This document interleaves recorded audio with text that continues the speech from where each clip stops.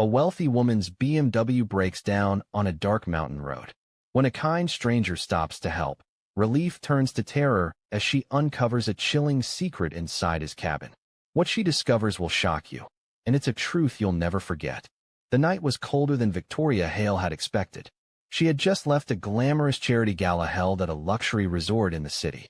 Dressed in a flowing black gown, diamond earrings glittering under the dim glow of her car's dashboard, she looked like she belonged anywhere but on a lonely mountain road. Her BMW hummed smoothly at first, its headlights cutting through the endless darkness as she wound her way up the steep incline. But as the clock ticked past midnight, the car began to shudder. At first, it was subtle, a slight vibration beneath the wheel. Then came the sound, a harsh metallic clank that echoed against the stone walls of the mountain road. "No, no, not here," Victoria whispered, pressing harder on the gas. The engine coughed, sputtered, and with a final hiss, the BMW rolled to a complete stop. Silence fell, broken only by the rustle of trees swaying in the cold night air. Victoria tried the ignition again and again, but the engine refused to start. Her phone showed no signal, just a mocking "no service" in the top corner. A chill, sharper than the mountain wind, spread through her chest. She stepped out of the car, her designer heels crunching against gravel. The road was deserted, no streetlights, no other cars, just an endless ribbon of asphalt swallowed by shadows. The forest loomed on either side, thick and unwelcoming. The farther she looked into the darkness, the more it seemed alive, as though unseen eyes were watching. Minutes stretched into what felt like hours. Her breath fogged in the air as she wrapped her fur coat tighter around her shoulders. She thought about walking, but where would she go? Every direction looked the same, black and endless. Panic began to stir in her chest when, at last, she spotted a faint glow in the distance. Headlights. A truck slowly rounded the bend, its engine growling deep and steady. Relief washed over her, but it was quickly mixed with unease. Out here, alone, she had no control over who was about to stop. She stood frozen, torn between signaling for help and staying hidden. The truck pulled to the side, gravel spraying under its tires. A tall man climbed out, his silhouette backlit by the headlights. His voice carried across the still night. "Need some help, ma'am?" Victoria swallowed hard, unsure if her night had just been saved, or if her nightmare had only begun. The man's name was Daniel Reeves, or at least that's what he told her. He looked like someone who worked with his hands, broad shoulders, rough palms, and clothes smudged with grease. His voice was calm, steady, even kind, but there was a heaviness behind his words that made Victoria uneasy. Daniel opened the BMW's hood and shined a flashlight inside. He moved with practiced ease, his fingers probing wires and hoses as though he'd done this exact job countless times. For a moment, Victoria relaxed. Maybe it was just her imagination making the night seem darker than it really was. "You've got a bad fuel pump," Daniel muttered, wiping his hands on a rag he'd pulled from his truck. "No way you're driving this thing tonight." Victoria's chest tightened. "So what now? I can wait for a tow truck, right?" He chuckled, shaking his head. "Tow trucks don't come out here after midnight. Too dangerous, too remote. You'll be waiting until morning, and it's not safe to sit alone on this road. Not safe." The words rang in her ears. "I live just a few miles down," he continued. "Got a cabin. You can warm up, maybe call someone from there. I'll take another look at your car when it's light out." Victoria hesitated. Everything about this situation felt wrong, yet the cold was seeping through her thin gown, and her phone still showed no signal. She looked back at her dead BMW, then at the empty road stretching endlessly into black. If another car came, who's to say it would be any safer than this man? Finally, she nodded. "All right, just until morning." Daniel gave a reassuring smile, opening the truck door for her like a gentleman. The inside smelled faintly of oil and pine. As the truck rumbled forward, Victoria tried to ease her racing heart by making small talk. But Daniel didn't ask her much. He didn't need to. He already seemed to know. "You do a lot of charity work, don't you?" he said casually. "I read about your father in the paper. Owns half the real estate downtown, right?" Victoria stiffened.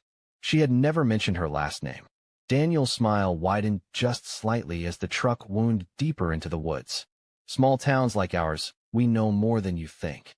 The truck jolted to a stop in front of a small, weathered cabin tucked between towering pine trees. Its roof sagged under the weight of years, and the windows glowed faintly with the dull yellow of an old lamp. The air smelled of damp earth and wood smoke. "This is it," Daniel said, his voice even, almost cheerful. He pushed the door open and motioned for her to step inside. Victoria's heels sank slightly into the mud as she followed him. Every instinct screamed at her to turn back, but she forced herself to move. Inside, the cabin was warm but cluttered. A fire crackled in the stone fireplace, throwing long shadows against the wooden walls. At first glance, it looked like a mechanic's workshop had exploded inside a home. Car parts, rusted mufflers, dented hubcaps, broken headlights were scattered across the floor and shelves. But what caught her eye were the photographs. They weren't family pictures or landscapes. They were cars, dozens of them, pinned neatly to the wall. Expensive models, Jaguars, Audis, a Porsche. Then her stomach dropped. In the center of the collage was a photograph of her BMW. Not from tonight, but from weeks ago, parked in front of her gated mansion. She forced her expression to stay neutral as Daniel handed her a steaming mug of coffee. Her hands trembled slightly as she accepted it. "Thank you," she whispered. "Like I said," he muttered, settling into a chair across from her. "You're not the first one to break down on that road. Guess you could call it bad luck." Her eyes flicked to the mantel above the fireplace. Alongside the photos were personal items, a silver watch, a delicate pearl bracelet, a leather wallet still bulging with cards. One piece stood out. The bracelet belonged to Elena Crawford, a wealthy socialite who had gone missing months earlier after leaving a party downtown. Victoria remembered the news reports, the police appeals for help. Her pulse thundered in her ears. She forced a shaky laugh. "Quite the collection you have here." Daniel leaned forward, his smile never reaching his eyes. "Every car tells a story," he said softly. "And every story has an ending." Victoria gripped the mug tighter, realizing this was no coincidence. She wasn't a stranded driver who'd stumbled on a kind stranger. She was prey, sitting inside the hunter's den. Victoria's mind raced as she sat rigid in the chair, the mug of untouched coffee warming her hands. She knew she couldn't drink it. Something about the way Daniel had insisted, almost too politely, that she relax and sip, made her stomach churn. She needed a way out, and fast. Could I use the bathroom?" she asked, forcing her voice into a calm tone. Daniel tilted his head, studying her. For a tense moment, she thought he would say no. Then he smirked and pointed down a narrow hallway. "Second door on the left. Don't go snooping." Her heels clicked softly against the wooden floor as she walked away, her heart pounding with every step. She pushed open the bathroom door, but didn't go inside. Instead, she scanned the hall.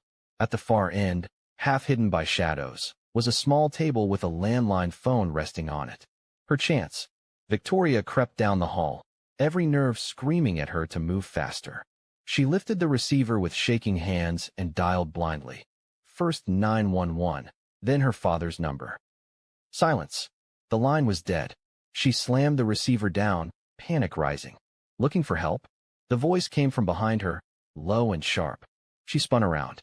Daniel stood in the hallway, his shadow stretching long across the floor. His face was no longer warm or friendly. It was cold, stripped of all pretense. "I told you not to snoop," he hissed. Adrenaline surged. Victoria grabbed the phone receiver and swung it as hard as she could. The heavy plastic cracked against his temple. Daniel staggered, cursing in pain, and Victoria bolted past him. The cabin door banged open as she threw herself outside. The freezing night air bit at her skin, but she didn't stop. She ran into the woods, branches tearing at her gown and hair, her bare feet slipping on rocks and roots. Behind her, Daniel's furious shouts echoed, followed by the pounding of boots closing in. Her lungs burned, every breath ragged. The forest was a maze of shadows, and she could feel him gaining. Just as she thought she couldn't go on, a blinding beam of light sliced through the trees. A ranger's patrol truck came into view, its headlights freezing her in place like a spotlight. Daniel skidded to a stop, caught in the glare. His face twisted in rage, then fear. Victoria stumbled toward the truck, gasping for help. As the ranger jumped out, hand already on his weapon. Victoria collapsed against the side of the ranger's truck, her chest heaving, dress torn, hair wild. Words tumbled out in broken gasps. "Help! He's after me!" Cabin, photos, stolen things. The ranger's flashlight swung toward Daniel, who had frozen like a predator caught mid-hunt. "Sir, step back," the ranger ordered, hand resting firmly on his holster. Daniel raised his palm slowly, a smirk still tugging at his lips. "She's confused. I was helping her." Car broke down. His calmness was unnerving, his voice steady despite the crimson bruise swelling on his temple. But Victoria shook her head violently. "He's lying. He's been stalking me. He had pictures of my car, my house." The ranger wasn't taking chances. He called for backup, cuffed Daniel, and led both of them back toward town. The ride was suffocating. Victoria sat in silence, clutching a blanket the ranger had given her, while Daniel hummed quietly in the back seat, as if nothing about the night unsettled him. At the station, detectives swarmed. When Victoria described the photographs, the jewelry, and the pearl bracelet, their expressions darkened.